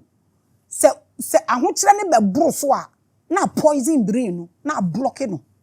Nti understanding go very far. No so high papa. That's why I say omoka say ye poor. Ye poor because ye need mineral. So we a doctor, wetumi aba na wa be fire akọ deeper about this. And science is constantly confirming that transcendence is not random. It's not what? Random. It is built into the design of the human being. You need BBM no transcend a transition process. BBM yes na yete no kurapo baby a wote na nye hwa na opesa wote na make no baby a yesi your first houses say yempem baby yesi second yempem baby yesi third one kurapo yenko ho be 5 years yempem hu biom nti bibia wokọ wanim ewom won taade wasesa aden na dwene ne de ye wo say no ntumi nkọ wanim wom a bigger problem for us na ya spirituality no koto na ama nkrofo ni interest wom say wo hwe me na wo lose interest in spirituality. This is it. These are simple things that you cannot see, but you can do to help yourself because they are very important to you. Because enya dia wo behu no wakoto para ama no enya dia wo behu no wa ma no benku ni okro. But a part of growth. Pacho, mumma start to say the way nyina ka ho. This means that mystical experience is not outside the body. So be catch yourself shenchen ho we kum. Obi catch yourself free body ni munako chuche bibia you are finished. What did I say? Me say mystical experiences is not and never outside the body. It is inside your body, waiting to be switched on. If anybody tells you to look out there, or go out there, or look up, run. You always have to look within. There's nothing out there. Everything is within you. Meaning, this is spirituality. It is biological. Ayade e kan ho. Ayade e wo mu. Ye maame no mu ye mistake. Say yen ye hu. Mama yen conform to say yen kola na yen start so we can impact this into the children. Ma wo ba no sore a e wo mpa no so a mo ntumi stretch it. Ma bofra no ntumi stretch it. Do these videos for them. Minim se mincha me stretch am be hu me yi nti am beto ne ade ma be no so mo de abesi yi. Eyi ne so abeka. Nti ya. Enye say ye bad o. Ni gina so o. Gina so pumpy like that. Mama kola ni stretch it. Mama stretch it. Na mama enye still for 5 minutes. Mama sorry, amunya warm water ma omo no mo. Mama that time. Where dey gidi na akola ne nani twan so na ebu nsuo gu ni so. Yeah, mobo Africans dear, I don't know. Now let's look at the almond of amygdala. What is that? Do you remember my editorial on bicameral brains or bicameral mind? Yeah, yes, our episode no. Wa wan hwe no mesrew. no wakoshe. That is when I told you say we will do brain chambers. Nti wo kwa na the episode ba kwa behwim. Ebi na meye nende. So one shot by a camera mind is on the platform. No wa Google, no wa kwakoshe. And also we once did an ascension editorial where I explained the two hemispheres of the brain. We've done that episode equally. It's on platform we are the left hemisphere and the right hemisphere. Michira said the left hemisphere no no friend say buronsam and the right hemisphere no and na mo kan say ye nyankopon ho na hode ne wo e ho na wo bae na wote until you came here to experience until say we go back to aha so that we hu ne your platform so you can equally go and watch it. When the Bible said Jesus sat on the right hand of the Father, spiritual biology explains that to mean the Christus oil in your spine finally get to your brain and goes to sit in the right hemisphere to experience heaven and the true ascension. I have done this in total, full episode, our platform we so betumi akoshe no wanya full knowledge no. Enti me catch up pain say bronsam Satan te baabi a devil te baabi a oye adwuma bia. Omo yino omo te yen ayemu. Asase so eweyemu, heaven so ahia na ewo na me kire mo na me kire mo so Golgotha na me kire mo a kire mo vertebrae na ewo yachi no. It's still on this platform. You can go and watch. Science calls that substance inside the brain hemispheres the amygdala. Men you confused. When makachom say edin a yesesa no eno aha yen wo kwan bebrebe so because obi kotena ba bi no so wo nyame bi amygdala sesi a mo bedi akire you. Meanwhile, it's something that is sitting inside of you. It sounds like a deity for an occult society, but it's science. Bet me agugu na wa check yare. Sambre die me say eye jase wo so obi wo chefa na wo say we pa ye pure bully na nipa die echi na wo bisa wo say nti ni phone e kita no de ye den. Say information and knowledge. Wa na obema wo ho kwan na obi ebuli ana wo fuli. Say see e pa wi ase yete no obi eni wo betumi sisi obi kwa. Ti say nipa na no pe. Say mumbra na mbesisi me. Now, why are we talking about the amygdala? I didn't think the first, because it is that portion with the frequency to make you experience heaven emotionally. So you understand when they say heaven is in you. Ni baby nti aden. And na wo Christo ni. Bible aka kire plain. Say obi anim da ebeba te se okoromfo. Na sabio wadwin to me ba for ma hu say rapture na eba was South Africa, a particular place, obeja Ghana, obeja Nigeria, weja America. Na face chi say wo pie na wo kogina ho na wa ma wani so no watwe rapture na eba no. Hey, nti how do you read your Bible? Asofo ni na ntumi amfa papa ya nkọ court so wegu omu nyina omu animase. Omu ayekom. Obi eni hweka. Me na awo me ho asem ka. Oja nhwe wede ne behwe. Inti mo ankasa mu colonization kura enye easy. Ti no bro ni colonizing so easy. Uye ewe. This 25th century kai is so embarrassing and disgraceful. Africa for your problem o. Ye was problem na me did this pass problem ne fapem gina meditation so. Why ana keke bi kura de atete. I'm telling you, ebi de no ma rewire no ma etochi. Ba ye shatade enti. Obroni or the way I can ho obe stretch onu onim sa na ho odin sa wo a wo bibia free wo nananom e practice spirituality in this manner shenkranfo ya dia me ka kire wi. It is then think join it ye nyeda and na ya ye di jesi ye do Jesus so ye nti Jesus nankasa korase and na hwe anim guase nko a kogina South Africa Jesus e ba South Africa pe no wagya ye nyina wo da ben wo de no ka asasem we kire. Minim ade Jesus ni nyankopon ne de akeka ka ho ayen o hwe and that we have a video you know trending with social media so hwe abrofo e na omo ti play mu na omo face turbulence hwe omo we omo de tim hwe omo we omo de tim so we aye ha o the same turbulence so please go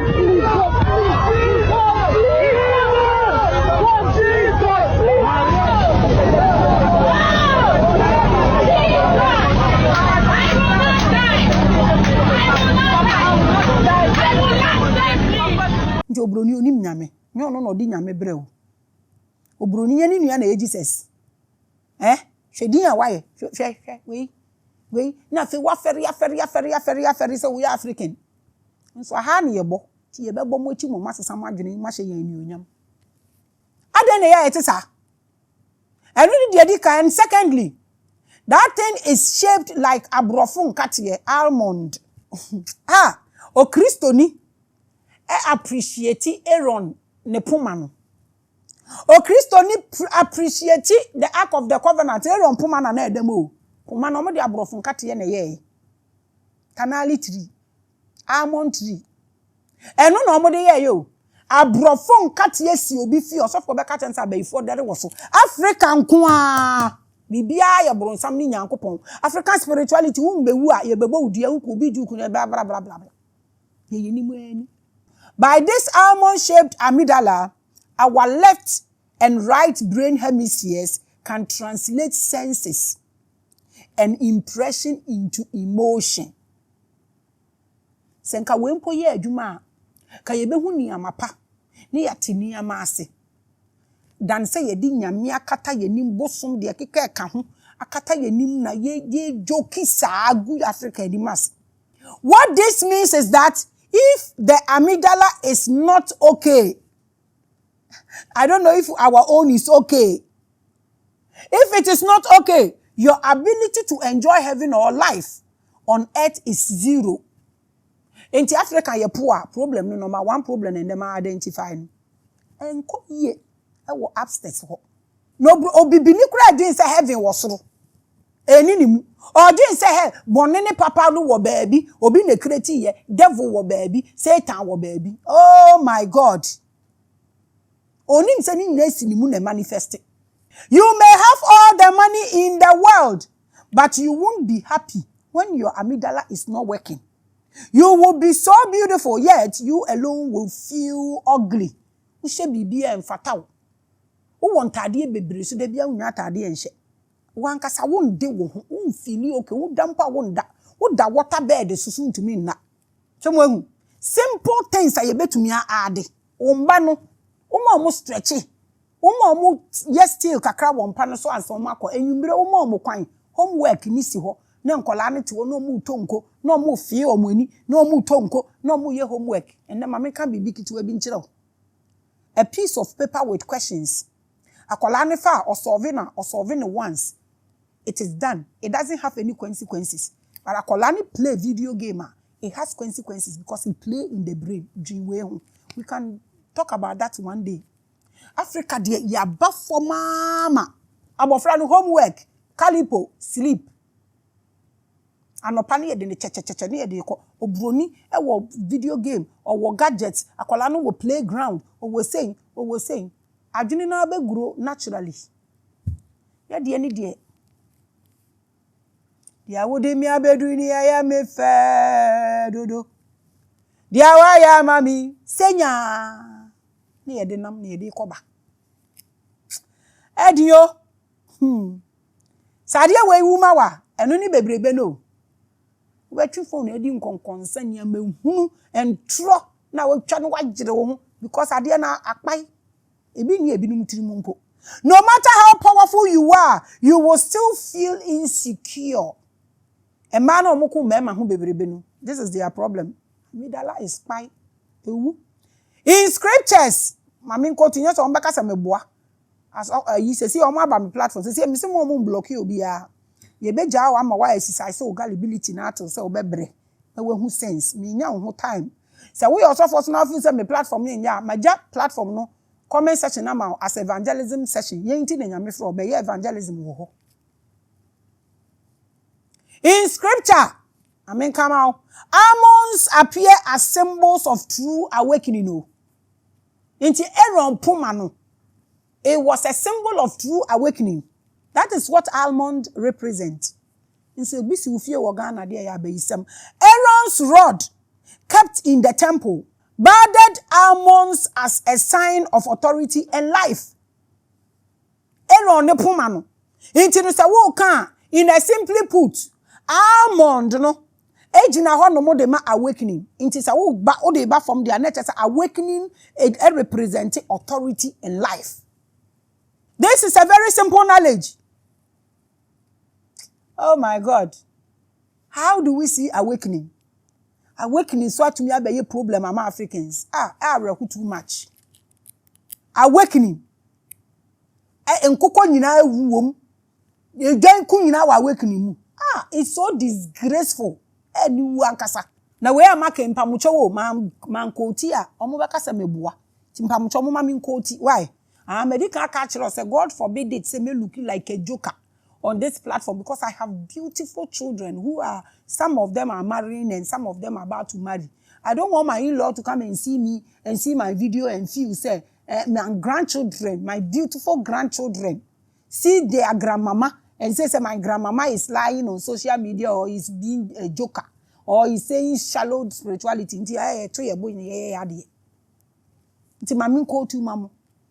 Numbers chapter 17 verse 8. In fact, I read. Now, it came to pass on the next day that Moses went into the tabernacle of witness. And behold, the rod of Aaron of the house of Levi had sprouted and put forth buds, had produced blossom and yielded ripe almonds. My explaining amount, the meaning, it is talking about awakening. What science calls the amygdala, the ancient and the scriptures encoded as almonds budding on the rod of the spine. Inti wahu, you say rod of Aaron. Enu ni o, muntu mobona mundi kodi Bible. Ebebuamu. This is not a coincidence. It is parallel knowledge. But se unjere wo hu nsua de anduru ho. Aaron puma wechi do mpeno. Eni niyama etwie edi besi almond na esi wutiri mu no. Awakening is what all these things are talking about. Decode it well. Tell your pastor to decode Numbers chapter 17 verse 8 for you. And one of the read it because of one offering in camp. The almond in your brain is part of the pathway to awesomeness, reverence, and true spiritual transcendence. Tiasia Maame. This is it. On say medical natural science o. Me ma wo science na me bubu Asian script ni nyina mu so de ma na me the Bible na tato ama. Say you say madwene ya platform ni open. Me to me who sa nyama we na me begina na me ye baba me to me na makwako gina woods to mu say me twen rapture. I can't add myself to this gullibility. Me to me. Now, let's look at how the mystics also see this. To the mystics, meditation is union with the divine. To scientists, it is neural brain activation. This is meditation though. But to us, the pearls, it is both. Because you are being ashe abrufu. Into ye tikasa. Etimi decode. You putting differences need together and you whole and are full. To yen pearls na what platform we see there. Said their mystics here. And said their scientists here. Yen yet here. Said their obi befa zodiac sign, no be afa astrology, no be afa fa, no be afa yen ye befa one day saying the siwo afa planet ye din na be bom ye the one day be decoding in anti ye nsuro hwe ye nim bibia ye te ase. Nti wo brade ye na wo hye natade a ye nim. Wo de rubber kata so a ye nim. Wo de anwea gu so a ye nim. This is who you are as a pearl. Unim bibia inside out. Nti ye me ya. So obema anybody take you for granted. There be. Oko to be any viasi onim chen wo. So wo platform we say so. Why? Because you understand it in difference no. You dey abom. You hwehwe bi. You bombard your head no with all kinds of theories and editorials and knowledge into yenim. Ti baby ade be fa bia ye be bie to ama. Asori say meditation, such important biological practices that is supposed to be part of us so that we will be stable as people. Almost we are ubehu demons. Ebi so catch us a yena fafre obofo ya yemobo. Now let's look at illusion of the books of Moses. Ediebe nti na bema o Kristo ni behu say meditation eye demonic. Ubehu demons. Ediebe nti na ye say secondary school for university for oko joining occult and na oko frɛ demon and na oko five the book of Moses and na fa na dwenimu and na boredom. Why would they also say that, and why would that even happen in the first place? Let's look into it. I am sure you have heard about people going mad in secondary schools for using certain spiritual books and chants. Oko beach, omko beach, no omko ye no mo de ade kokoto de why? Adentia. Why do you use a sigil to summon an angel and you go mad? So I said at the end so another thing. Na ye someone say na ye sigil, na ye far when it will get into that as well. The person me video bet into they get into that if you want us to. You see, people say I take spirituality too seriously, of course, because that is life. And I'm preaching consciousness. And I will try to kind of change at the enemy. You are polluting the God you want to what you claim you are worshiping. Because the moment you block your nose, you block your consciousness. Consciousness is God. And consciousness is life. Consciousness is power. Consciousness is authority. Understand this. It's not about killing a goat and whatever you can think of. That is not consciousness. Consciousness will not tell you to go and buy soap and go and do this and you will make money. That is not consciousness. It is cancerous religion. And then no be back of angel way no be way or this CJ be no about them. You see? People say I take spirituality seriously. I will keep taking it seriously. And I will bring it to the level that you realize that it's not scary. It is not superstitious. And these naysayers are important to our journey. Some have claimed that mystical visions are nothing special, but they are only normal brain activity. My problem is how we take simple biological practices and make it very scary. And when I hear my problem. So by that, they mean your brain produces visions and dreams, which you know. And this is why we all see things differently. Obiani idea brain projected because obiani idea what download a good brain and idea dia udi begum na no be projected. Adi amount. Unko dua buro na unko twitwa eyi nkate. Dabi. You can have a powerful machine, laptop, name them.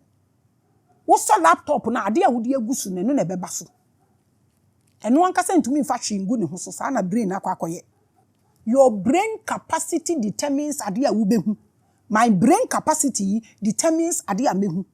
Ye wo the way aye dwen, ye understanding ye different. Obroni a obre education onim way nti no ma first class, second class upper and because ye nyina ye wo brain ni bi. Obia ne de capacity ewom, obia ne de way we guru me ne de no, obia ne de way wa align ya balance ahihye ne de no, obia ne strength egu ne de anim.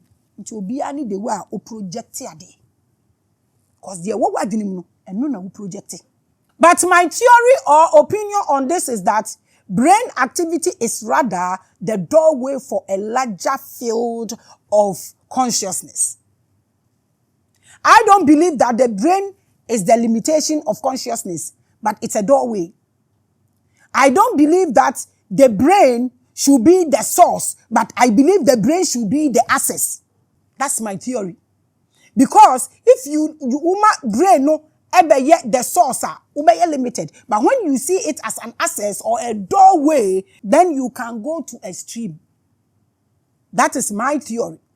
Now, by the brain, in my theory, we can access wider realities beyond the physical.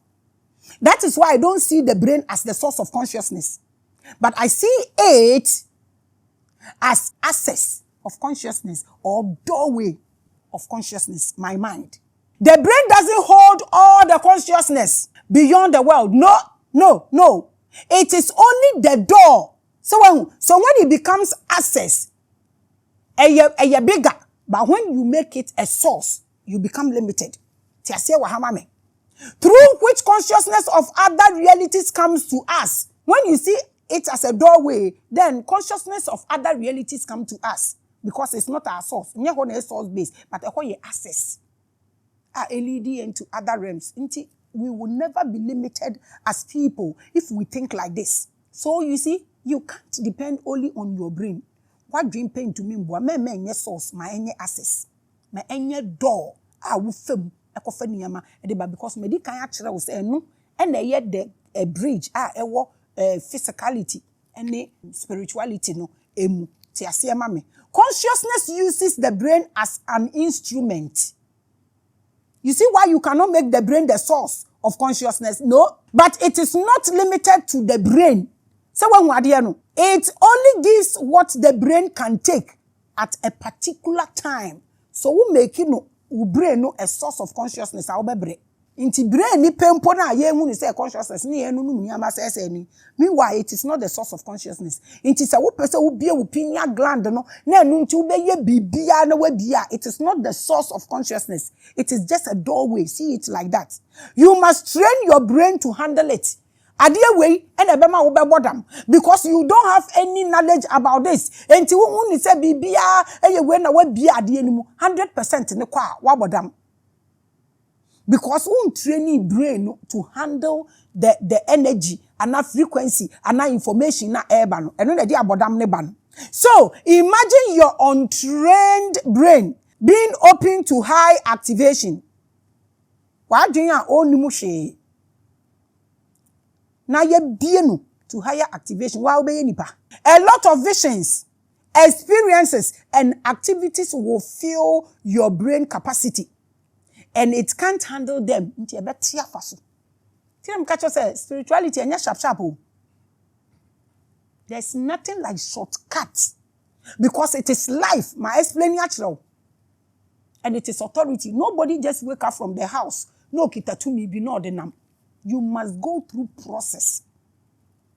Kwentia ye musuo. Oda na ka kire. Say kwentia wa ye musuo. Tell me, how do you train your brain?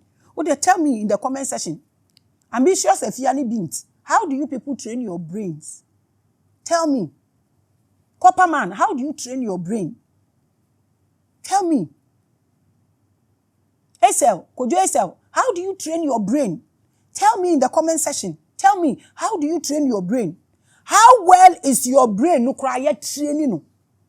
Is your brain trained or your brain is untrained? Which is which? Tell me in the comment section. I just want to know. Is your brain trained? Can you hold bibia ebaneso? A question.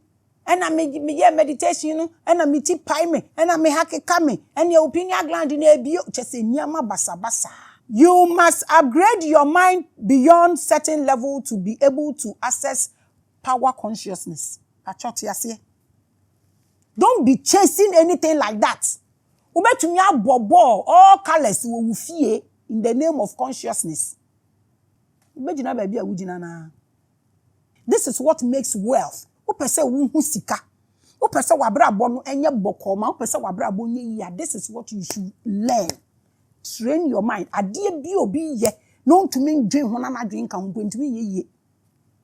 This is the power of the brain. It is a doorway. The day you will see your brain as a doorway, now who say a source, but it's a access, no, you are better. Obey bigger things. That means you need to understand that consciousness is not limited to your brain. It is flowing from a much bigger ocean. And if your brain capacity is limited, that's what you ask for. It will push so many experiences, causing your brain to lose the ability to balance the activities and then crash a bit faster. Ntiefena abroso. Unye prepared. Oyefunu kra ni mediani obetumi edi na wame. Nti wo brain, how well have you trained it? No be say yekoye way for pineal gland na wudi akiri na woko. Have you seen anything? Nothing. This is how people go insane after reading high consciousness books and drinking all sorts of things. Your brain is untrained. It doesn't know what is called balance. Minya. Don't move when your brain is not moving. Minya, do not move without your brains. Know the capacity of your brain, Minya, and know the frequency you be open up to. So that angel won't say. So what do you when training? Now if you they download information beyond their capacity. Said and I am saying that your child does not need to go through it. They must first grow. Ma wo ban konko shed whatever mu. In the name of spirituality. Hard. They must first grow the brain via meditation. Ma bofraning cushion and pressing adrenaline. Ma onya control over the brain. Ma onya willpower over the brain. Ma the brain into me bounce in all situations. Ma wobani brain ni enye ni a etimi pass through baby etimi making the decision to me twetwe ne nan a ground ne ho. Nia. Epo wo eso eno so na ship betimi anante ansa na timi a movie akọ ship kakraka yi ship hia so much water ansa na timi a movie tie mi ye nanso sa ship na esi water bebrebe no so no ehun pai na nsuo kakra bi komu pa ebe sinke. See your brain like this. See your brain like this for me. You want to know so many things. But one prepare the year, na ho kwanche you will sink. Tie we ye mame. Ese se wo ma wo training wo brain no na wo timinya all these qualities. So that the eba na no ankasa be measure, e take the betumia take it to stop no. The aka no na nte amfa so. Awuni pampo yeso a wo de yeso chen wa obetumi ewu afam. They must be in full control of it. Eno na mabobo so nyina a kire wo no. So wo ba wo controller. Only quack spirituality yeden. Obi ye ni wa obetumi akobu obi say wo ye say menye ekuro no mu mbra kora nchi obi a. Till you cannot stop anybody you. But you can help yourself. Salvation is what? Individual. What's your time with Maame Grace with who you about fair and here discuss amygdala of meditation. Me know what meditation in and out. I don't want to make it pieces. Over 5 times na pick and I start to practice na They will be ready for whatever the ocean of consciousness will bring to their minds. So what prepare again no what ground again and sink it that. No matter what error I become no, and what the ability to stop it. On him so he has so much ocean to go. Or what baby so as a be mistakenly a woman or be block it so that on sink it. Minianum, your brain needs exercise. What one of now so exercise it. Ube lose muscle mass, bone density beko ube. So why exercise here? Uhunam nebe bo. Sa na wadwene ne sote eye muscle ubetumi ebise obi a waben into one exercise na lawu the brain your brain it needs exercise. Your third eye must be active and the whole side ebewu uni pampo to one movie a ubewu. Think of the pineal gland as muscles. If never used they weaken. If exercised they grow strong. Into be bisaw. And now the bia mi pineal gland mi ko bia pineal gland e bi wo hode ya catch us 3 days e be bia pineal gland am you are happy. Bravo. I wish you well. Meditation is an exercise for the circuit of spiritual transcendence. Menua am I remfi asema maka to sisi e se wonti we ase a koda and ye be buli wo se ye be ye wo dan ntumi hu. Each time you practice, you strengthen the pathway. But what I say, oh, Maame. Over time, entering higher states becomes natural and safer. You exercise with time, no, I feel no be dem free. E koto ocean mu e dani. At the moment, e be ye ma enimni weight and fam broso na senke. This is how beautiful spirituality and meditation is. Yamo yeni die medwin ho amintumi nti ase. Mintumi nti ase o. Neglect leads to decay. Wo de men ye exercise bia. Ebi kura wo ho mintumi form ani hwe through say they can't. Breathing kakra no won hwe. Ensisi so. Bibi aye blocked. Ebi mu konwa ye stiff. Omu twampa entwa. Obeyi sika to essential oil. Onye da. Obekwa koto we eho no no chemical ni gum no de ye hwe enye ye. I don't know how we were made. Practice leads to awakening. You take your time, you practice, and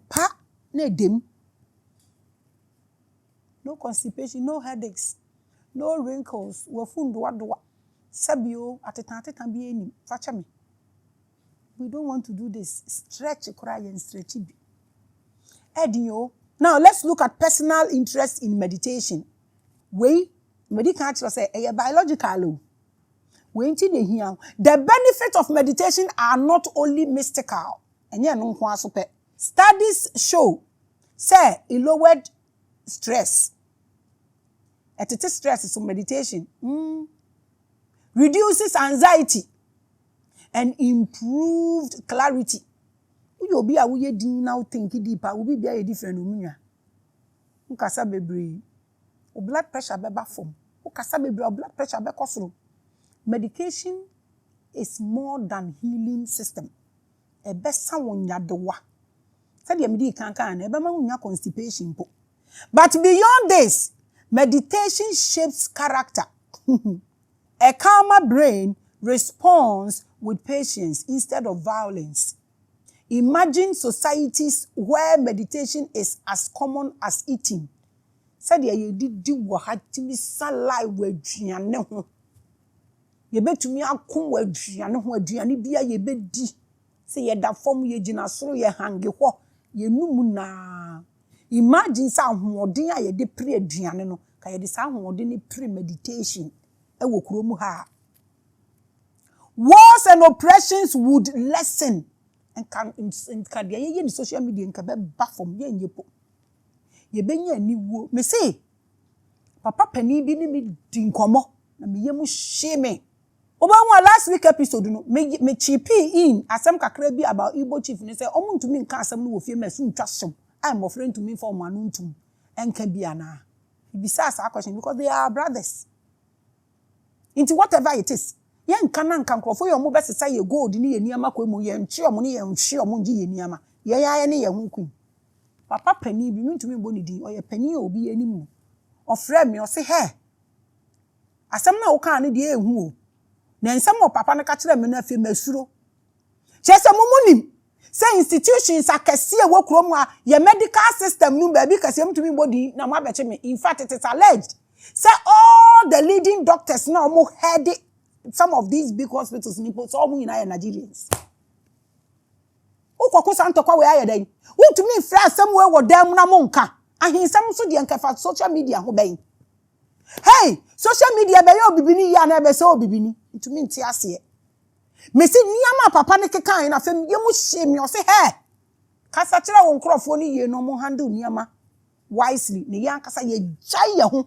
Ama nkrofo no akita ye vital point bi a ya nhwe ni ya nti nkrofo no woni na omo woni wo social media no so no omo nimdio na omo nan sisi yesi ni friendly osi obeto boabo wa na ne nansi bi so dada we nya masem o mpanimfo no we ya hensam ena we kura so mpanimfo keka ka ho ntumi mfrasem we nka no wodem one time na mo stop se mo obi ya nkasa asem wo social media te social media mo ntumi control Radin somehow you.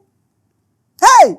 Sanka ye nyina ye meditate tita ye di aduane wo krom hanom no ye pupugu everywhere at the beach and everywhere potowa ye di meditation ikaniama bebre ye be jaye because say ye yes anyama we ni anka ye meditation anka reactive circuit would be quiet and reflective circuit would grow.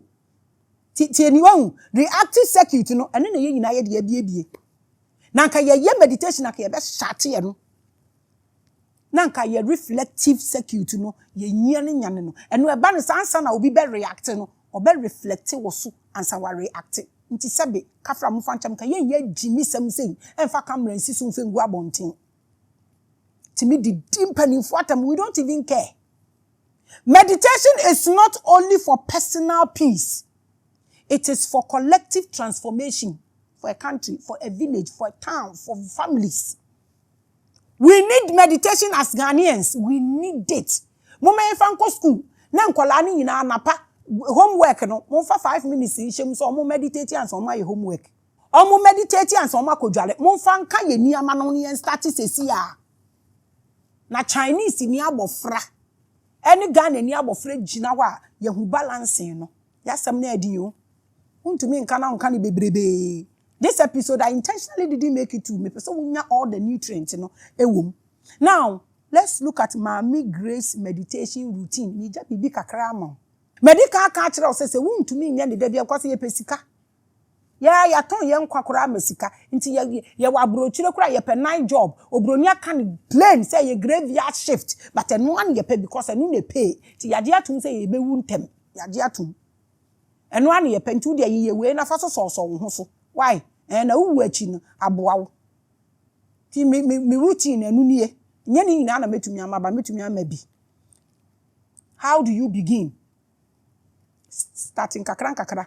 Membo obi enka nto so fa wutirisi wo na fa wo nan kosoro na hangi ahoma so ma wachi nye straight na umu ye wo ya oye emotion na wachi ye wo ya tumi concentrate nti starting kakra. Sit comfortably or lie comfortably. Pacho. Close your enyiwa. Katawe enyiwa, pacho close your eyes. Watch your breath. Omodia. When thought arise, oye we no say niyama ba adwene ni mu a, let them pass. Allow it. Don't fight it. Allow it.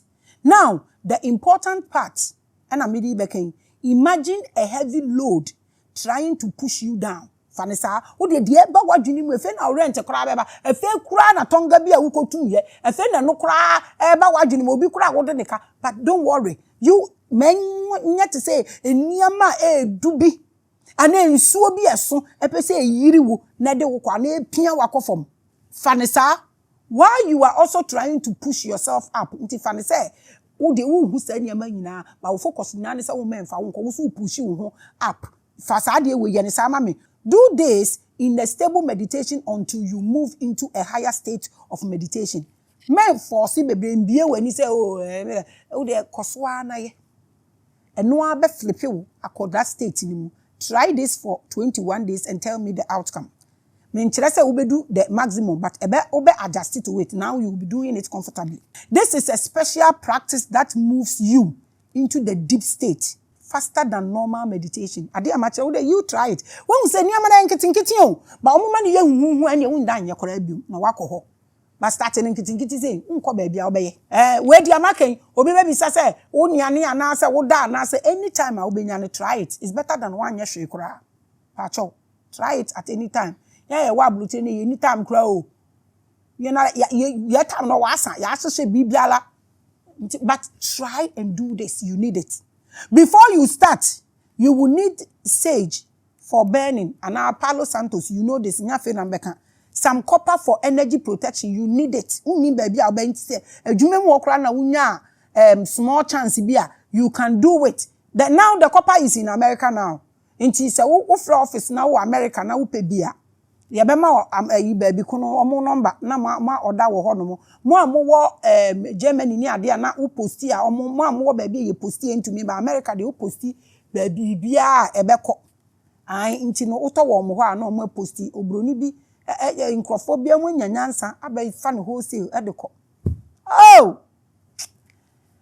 izo wo benya bi na wa hye because bi ana adwumam when your chance e bi kura na Ghana fo e bi na o ma han dan o mo wa han ne dan na mo ye nipa bebre na mo han wo unim energy se bra ne wo ntu nya bi a you keep your energies balance 5 minutes while your meditation kama wi a wo to me e kwa wanim kakra before you know pa na aso ejadem nti wa clean ho ma kire kwan obefa so a wo be clean ho no mo wo ahoden a wanya wo essential oil wo de fa waso di fa wo furumam wa ye wo 5 minutes wa align una wo kro no pacho bomodin na ye. When you move into the deep meditation state and some oils as well and natural oil no essential oil no unya moon portal essential a wo de twa waso achi so ocean portal essential wo de twa waso oil ni de bebrebe wo de aye kama afi wo ku nam na wo kwa uni sikampa umudu umunye ha wanimu nye hare.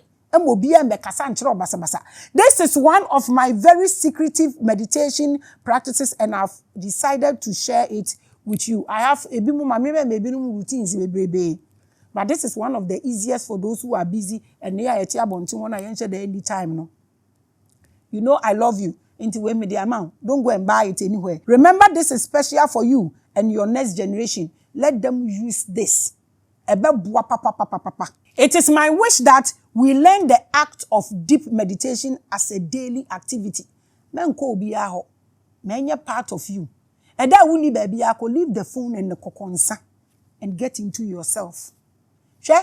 Wuna unim dia wo ya enye a obetumi aboa wo ho chen obiya futu. Cause wuni mo ho da wo mpane so a. Dia wo ye bia obi ache obi anche wo da mpane so wuna wunim.